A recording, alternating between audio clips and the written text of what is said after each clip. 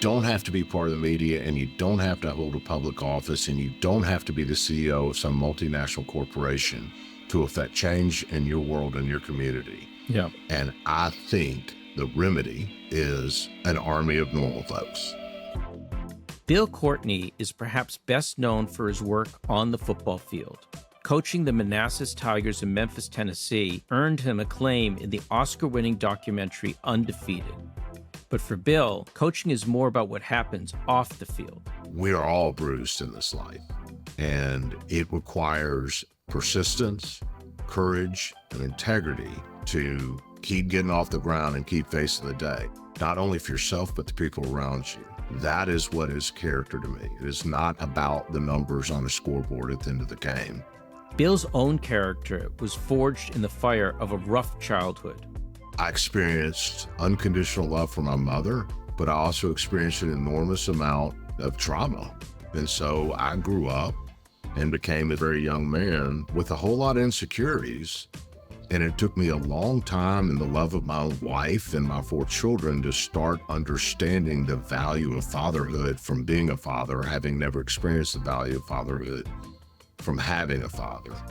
Understanding that value made Bill keen to pass it on to others. It is a blessing, Jay, because it also serves to help me really understand the plight of fatherless kids in the inner cities that I coached, broken men that come to me in my business looking for a job after having spent the first 30 years of their life screwing up. All of Bill's lived experiences served to solidify his guiding philosophy that the only thing any of us normal folks need to do to affect change is to find the opportunity to do so.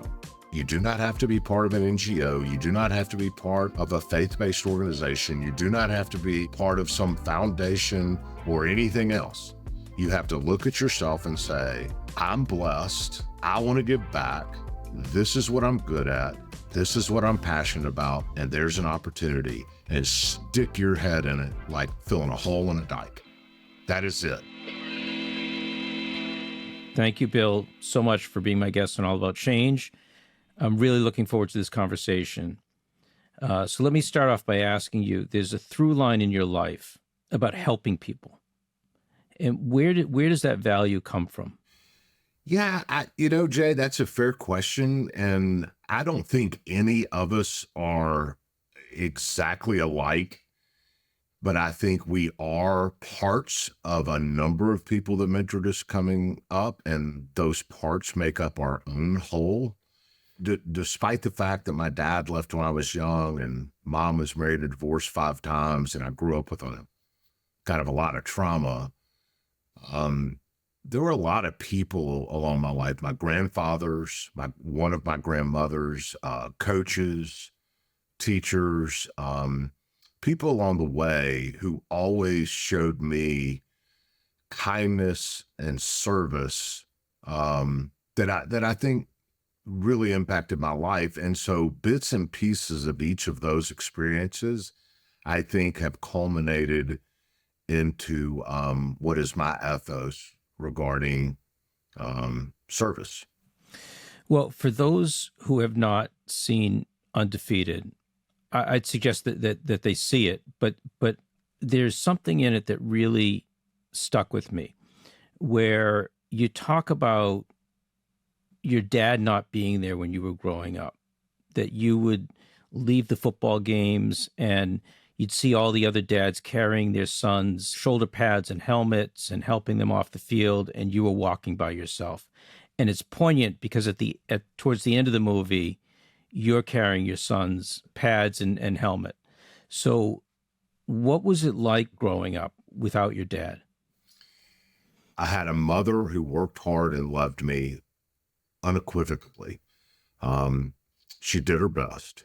My father left when I was young, and mom was married and divorced 5 times. My 4th dad took out a .38 caliber pistol one night after drinking a half gallon of Usher scotch and shot the house up. I had to dive out a window that night to live.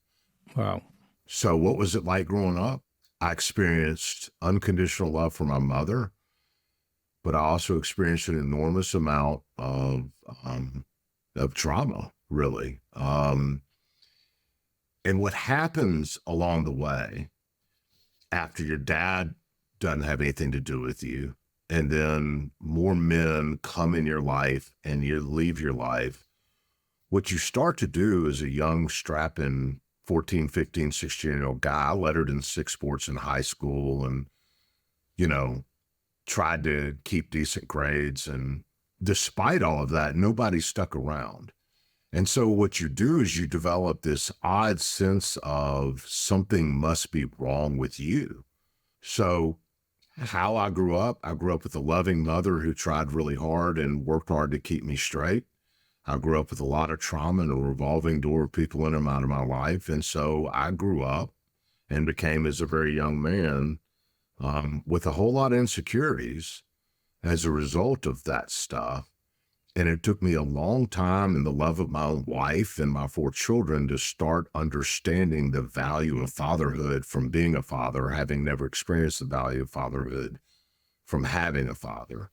But it is a blessing, Jay, because it also serves to help me really understand the plight of fatherless kids in the inner cities that I coached, broken men that come to me in my business looking for a job after having spent the first 30 years of their life screwing up. You know, you would think that growing up as you did and feeling, like as you said, worthless, that you'd be angry, that you'd be angry at the world.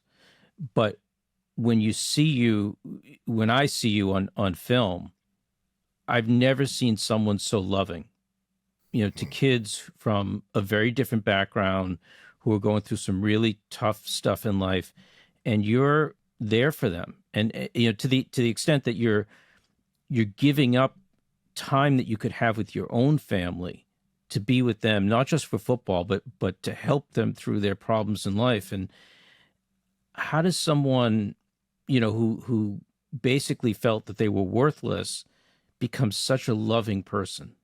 First of all, that's really kind. Second of all, I was really angry for many, many, many years into my 40s. And that anger went away when I started to understand the value of grace and forgiveness. And the fact is, in my opinion, it's more important for the forgiver than the forgiven. But it took me 4 decades to figure that out. But I always had a sense that even though I did not have an earthly father, I had a heavenly father. And I felt that love even in my most desperate times. And whether you're Jewish or Christian or Hindu or Muslim or whatever, and even agnostic, I am what I am and you are what you are, you plural.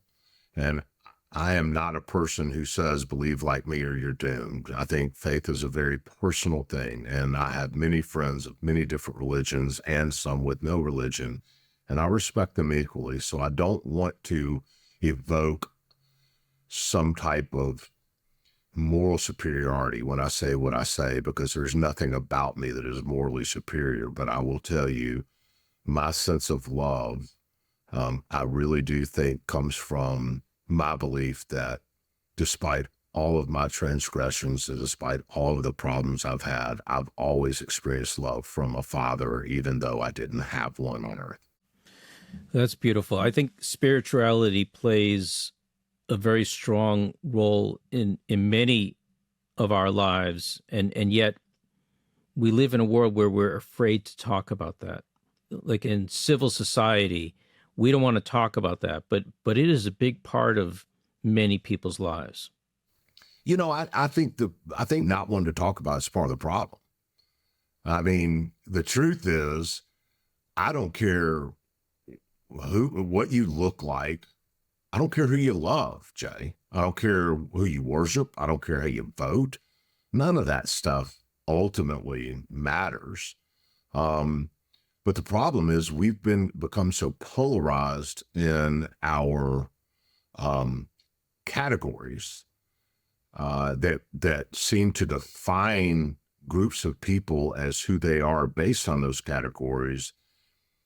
And we've started villainizing and canceling one another if we didn't belong in the right groups or categories for a particular conversation, that now we've started to be afraid to actually have conversations about the stuff that matters. And I think it's high time that we drop our egos and sensibilities at the door and start having civil, non-threatening conversations about the stuff that matters.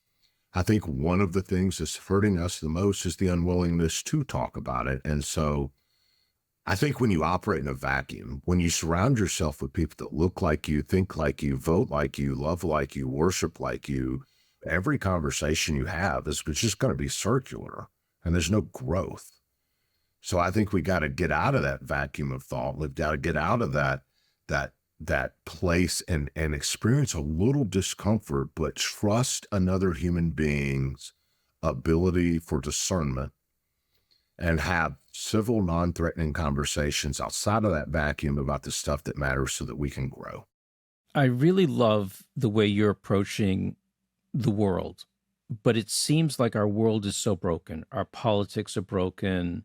Our civil discourse is broken. And yet, I believe in the American people. I believe in that people are good at heart.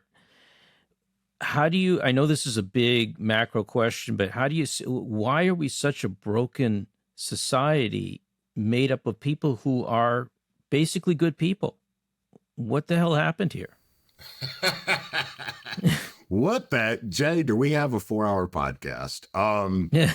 I read a ton. I mean, I read a lot. I read too much. It drives my wife nuts. And history is a very interesting indicator of the future. And I will share with you something I was just reading this morning. When our culture starts questioning one another's belief systems, that's a good thing, because you start to learn why somebody believes and thinks the way they do. And nobody is 100% wrong and nobody is 100% right, absent a sociopath. So if you're willing to listen and hear another person's perspectives and thoughts on an idea, and you're willing to be open to it, and then the person that's speaking is willing to be that open to you, you're going to find common ground. You're going to find conciliation. And my son is the chief of staff in Washington, D.C. for a sitting member of Congress. And I was with that member of Congress and my son at a dinner about a year ago, and he repeated something that we've all lamented on, which is 30 years ago, politics has always been a full contact sport. But 30 years ago, people would hammer it out till 5 o'clock. But those two, that Democrat and that Republican, at 5:30 would be at the pub having a beer together. And more importantly, their wives would have drinks and dinner together. And a Democrat and his wife, a Republican and his wife would go out to eat. And so what happened is, even though you had different policy belief sets, you respected one another as people. And you understood the decency behind one another. And then that dynamic started breaking down as a result of our political discourse, because if I was running against you in a primary, I could use the fact that you'd offended somebody across the aisle against you to try to beat you in a primary. So you started withdrawing from that. And so little by little, we've disintegrated politically this willingness to reach across the aisle to save our own political lives. And then the media and social media get involved. We start polarizing and surrounding ourselves with only people that like us and only getting our information from the people that are like us. And little by little, we start pulling more and more apart. And then people's lives start getting destroyed. We start attacking people personally. We start attacking people about their children or about who they love or how they worship or whatever. And more we start beating them up. And so then about 15 years ago, some really quality people started saying, you know what, I would really like to do some good for my city on the school board or the county commission, or be the mayor, or work as the county trustee, or I would like to be a state representative or a state senator or governor or a house. Pick any level of municipal, state, or federal elections. I would like to do that, and I think I could do a good job, but I'm not willing to drag my kids and wife through what it takes to get the job, and I don't want Right. to play that gross game because it's gotten so divided. Well, all of this is to say that I don't think this is anything new. Plato said one of the major penalties for refusing to participate in politics is you end up being governed by your inferiors. Wow. Plato said that. So clearly, this has been going on since the beginning of time. And the reason is, in my belief set, is that human beings are clannish. Yeah. We always have been. And I would like to think a progressive, developed, evolved society of people would have the temerity and the wisdom to break from their clan in order for the greater good. And I do think our country did that for many, many years. And I think the advent of social media, the advent of CNN and Fox, and a vulturistic attitude toward covering politics and society and social issues has started to revert us. And I think it's dangerous.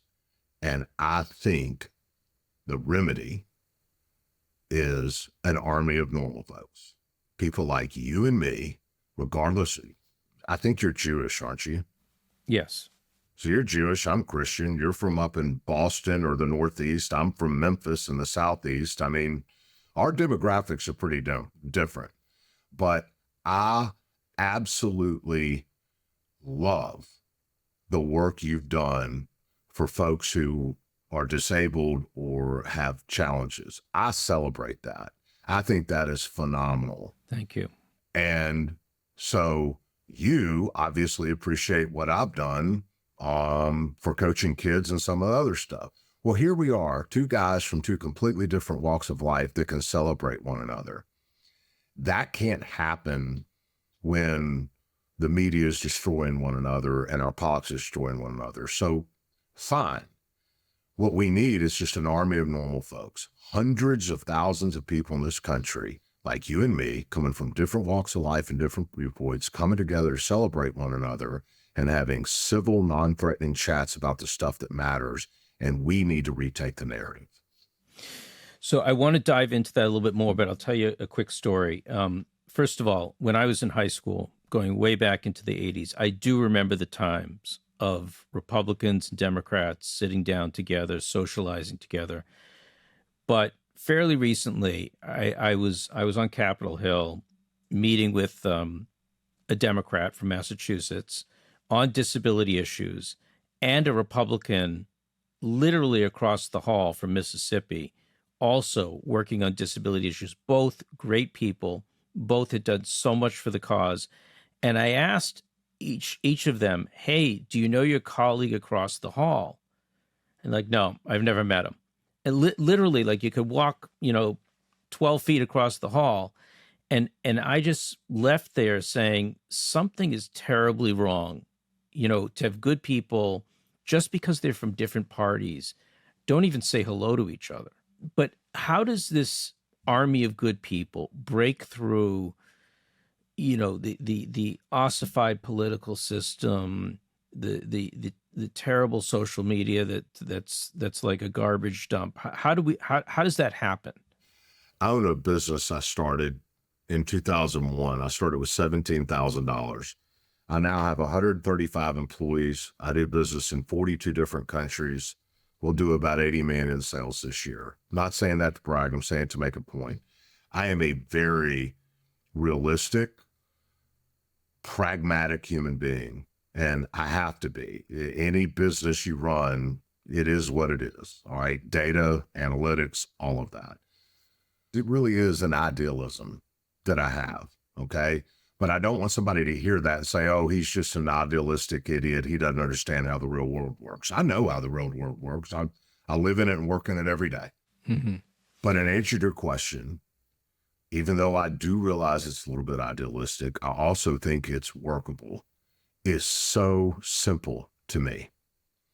We have got to have the courage to just have conversations and celebrate the things that we can all agree on. Because if you create a basis and a foundation of celebration and respect around the things we can agree on, that opens the door for us to discuss the things we don't agree on, but in a respectful, learning, understanding way. So when a Jewish, gay father of two, surrogated by a lady who lived in Washington, who is a TV producer living in Beverly Hills, and his partner, and my wife and I, who are Christian Southern people, you can't come from two different walks of life than that.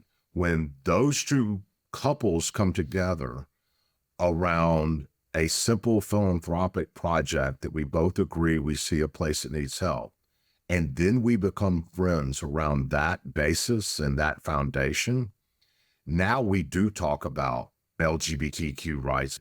We talk about my faith, and we talk about those things. And all of a sudden, it's not threatening and scary, and it's not a place that you recoil, and it doesn't turn into an argument. It turns into a discussion, an open, honest discussion to learn. And I've learned so much from them, and they've learned so much from us. And one of them, when he heard the word Christian or Jesus, would immediately run because he just thought it was the most horrible thing on the face of the planet. And now he embraces people from my faith because he understands a different viewpoint. He doesn't embrace the faith, but he embraces people from the faith. Right. And that's all that really matters. So that's a microcosm of what I have seen over the last year of literally tens of thousands of people coming around, rallying around a certain project or societal ill or issue that they can agree on and work together to fix, that then creates a foundation and basis to have the conversations about other stuff and grow together.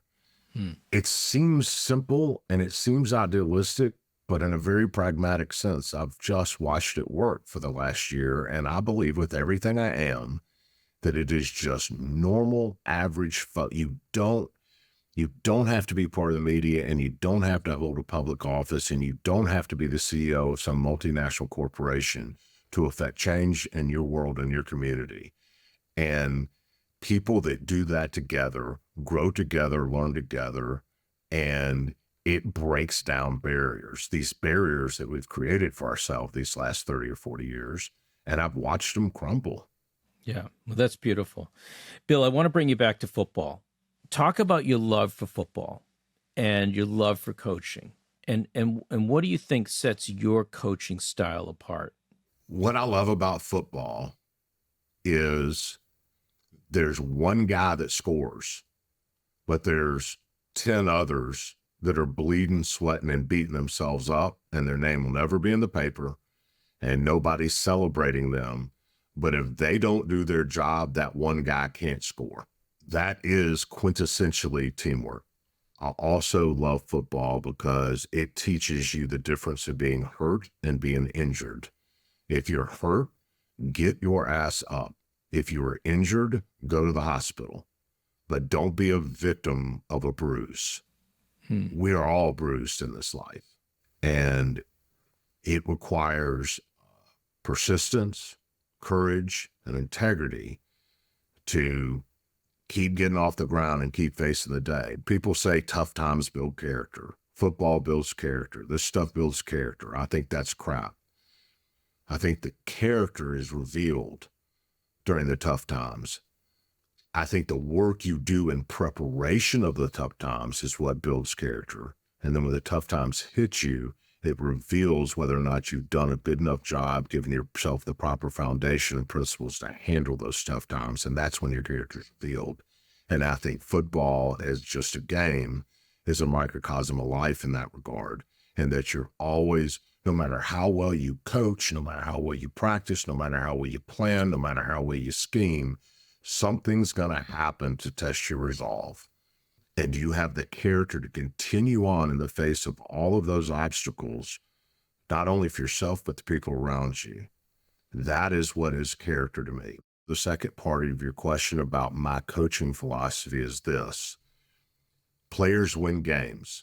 I have never seen a coach score a touchdown. I've never seen a coach make a tackle. It just doesn't happen. Players win games. Coaches win players.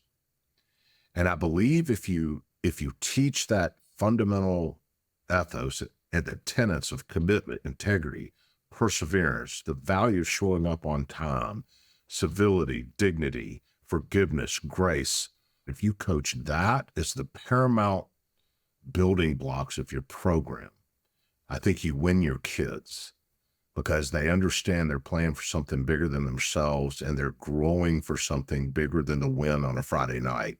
That's great. Talk to us about how you became the coach of Manassas in Memphis. How did that come about? When I started my business in 2001 in a really dilapidated, crappy area of Memphis, because that was the only property I could afford, there was a school called Manassas that was about a mile from my property that had won 4 games in 10 years. They had 19 kids on the team, and their equipment was dilapidated, and their facility was crap, and they needed a coach. And they knew I coached, they knew who I was, and they reached out to me, and I was really only going to go over there for a couple of weeks during spring practice to try to just get them started. And I fell in love because what I saw in those kids, even though they were from the hood, and even though they were from a different part of the city that I grew up in, I saw me. You know, I saw kids without dads. I saw brokenness. I saw a very, very tough, hard outer shell with an enormous amount of insecurity in the middle. And I could feel where a lot of it came from. So I fell in love with them. And so I stayed.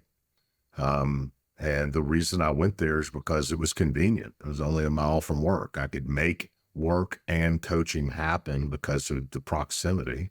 And then when I found the kids, I stayed, and that turned into a 7-year bit of work there at Manassas.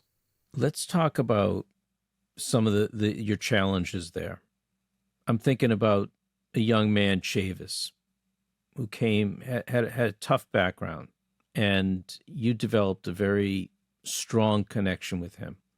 Chavis was a freak athlete and was good looking, big when he was young. So he was the in-crowd guy.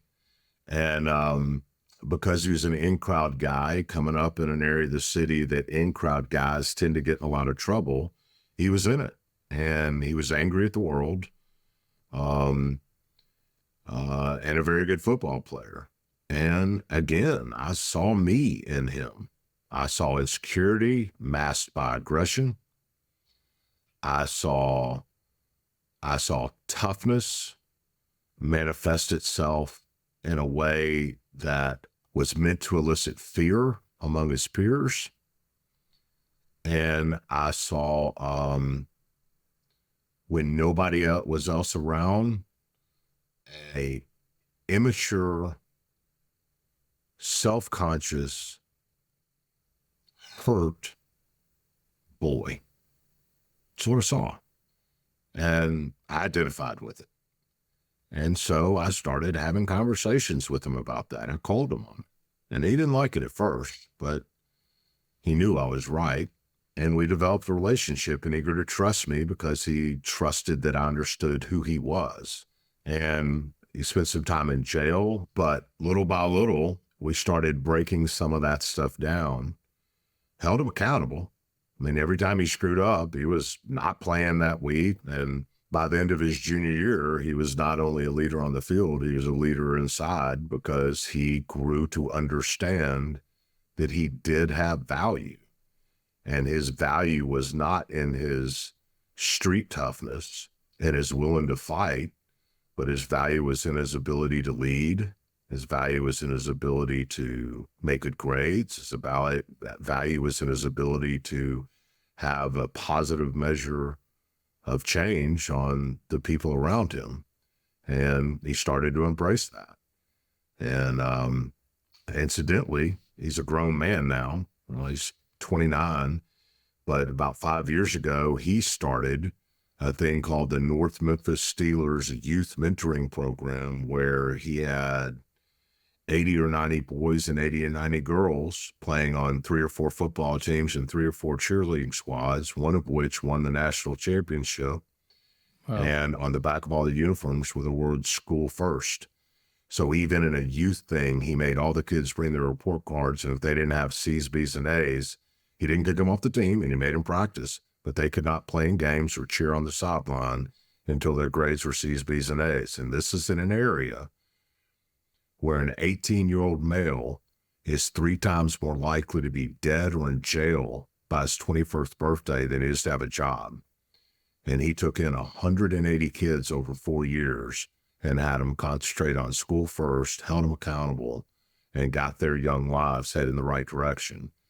And that's the very guy that you were introduced to in a movie that you saw as a gang-banging, fighting jackass. Right. We as humans have the ability to change, to learn, and to redeem ourselves. And Chavis Daniels is living embodiment of that.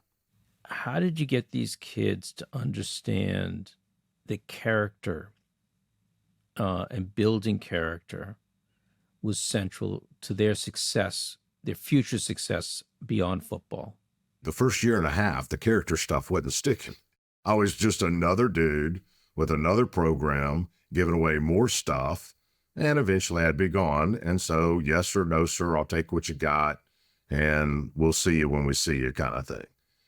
But over the course of time, being consistent on a daily basis, continuing to come back despite any difficulties or obstruction, talking the same stuff consistently over and over again, and illustrating it in your own life, eventually it starts to take hold. But it's very simple. It's just time. It's time, commitment, effort, consistency, and accountability. I want to talk a little bit, Bill, about your podcast, An Army of Normal Folks. First of all, what are some ways that normal folks can get involved? How can they have a positive impact on their community? And what are some of the first steps they need to take? Shameless plug. Listen to the people on my podcast. That's first. Yeah. Every week, we highlight a story of someone who is really very normal, their beginnings, Jay. I'm talking about people who don't come from any wealth, anything. And the magic is this. When discipline and passion, and I don't mean discipline doing the right thing. I mean discipline is in your discipline. I think you're an attorney. That's your discipline. I'm a lumberman and a football coach. That's my discipline. When your discipline, when what you're good at and your passion meet at opportunity, amazing things can happen. And what I mean by that is I'm a football coach, okay? So my opportunity, my discipline as a football coach and my passion about football met at an opportunity at Manassas, and amazing things happened, okay? I think the symphony is gorgeous. I love going to the symphony. Lisa dragged me the first time. I thought I'd hate it, and I love it. I can't play a musical instrument, and I can't carry a tune in a pail, okay? So I will never, ever teach anybody or mentor to young, upcoming poverty kids that are interested in that stuff. I just will never do it because I may be passionate about it, and I may see the opportunity, but I don't have that discipline. So the first thing we got to do is ask ourselves, what are we good at? What are we passionate about? And where's an opportunity in my corner of the world to use that passion and that discipline to affect some measure of change? That's it. You do not have to join something. You do not have to be part of an NGO. You do not have to be part of a faith-based organization. You do not have to be part of some foundation or anything else. You have to look at yourself and say, I'm blessed. I want to give back. This is what I'm good at. This is what I'm passionate about. And there's an opportunity, and stick your head in it like a filling a hole in a dike. That is it. I had a guest on the show probably 4 or 5 months ago, I guess. Her name is Stacy Horst. Her daughter was autistic, loved to cook, loved animals. And her daughter's name was Erin. She was unmercifully bullied and ostracized. She once had a birthday party that no kids came to, which means parents of 5th graders wouldn't take their children to another little girl's birthday party. Mm-hmm. When she was 17, she killed herself because of her disability, because of her bullied, because of her being ostracized. And as Stacy and her husband, Darren, sat in Erin's bedroom bawling 3 days later, 4 days later, trying to figure out how are we going to summon the courage to clean our daughter's room out? What are we going to do? They decided that no other parent should feel the helplessness and the gut-wrenching loss they felt. And so they just said, there's other kids around the world like Erin in our community, and there's other parents like us who are worried sick about their kids. If Erin had just had one friend, she would be alive today. Just one. So they started Erin's Hope for Friends. That's what they called it. And the very first weekend, they found other parents of kids with autism and other disabilities and simply met in a room and let these 8 kids that first showed up hang out. Video games, eat pizza, whatever. And the parents left the room, said, y'all be kids. You know, like all your friends are. All the things that you want to be doing with the people that are ostracizing, y'all do. And from their pain and from their passion for their daughter and their discipline gained by understanding what autism is by raising a 17-year-old girl, and they saw a need, they now have e-clubs and Erin Hopes for Friends, chapters all over the place. And there are thousands of kids every single week in our country with autism that get to go sit down with other kids and go bowling and play and have friends because their passion and discipline met an opportunity, even in one of the most gut-wrenching times of their life. And through it, they are saving lives and changing both parents and children's lives. Nobody invited them to do that. Nobody asked them to go do that. They saw a need and they filled it with their discipline and passion. Every single week, we highlight a story like that. I only tell you that story because I know that disability in children is something near and dear to your heart. So I'm just sharing it with you. But it's so simple. What am I good at? What am I passionate about? Where's my opportunity? I'm not going to wait to be invited. I'm going to have the temerity to go do something. And here's the thing, Jay, back to what we just first started talking about. In that situation, do you give a crap who I voted for president for? Not really. Do you give 2 doo-doos about whether or not I'm gay or straight? No. Do you care about any of that? No. No. It's above it. It's greater than that. It is our humanity. And then when in that world, we grow to love and respect one another as a virtue of the work we're doing, now we can talk about that stuff and come together over it because we're joined by a much bigger thing. That's beautiful. Bill, first of all, I appreciate you and what you're doing to make our world a better place. And I'm going to give you a blessing that comes from the Jewish religion that may you go from strength to strength. So thank you, Bill Courtney, so much for being my guest on All About Change. I really enjoyed this discussion. I think people get a lot out of listening to you. Jay, thank you for having me. I appreciate it. And one last shameless plug.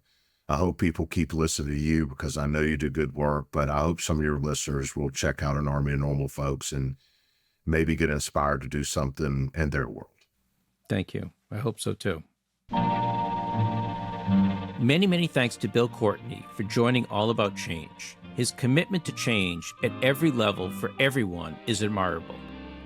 That's it for today's episode. Join us 2 weeks from today for my conversation with environmental activist Erin Brockovich. Today's episode was produced by Rebecca Chasson, with story editing by Yochai Tal and Mijan Zulu. To check out more episodes or to learn more about the show, you can visit our website, allaboutchangepodcast.com. If you like our show, spread the word, tell a friend or family member, or leave us a review on your favorite podcasting app. We'd really appreciate it. All About Change is produced by the Ruderman Family Foundation in partnership with Pod People. That's all for now. I'm Jay Ruderman, and we'll see you next time on All About Change. Au revoir, but not good.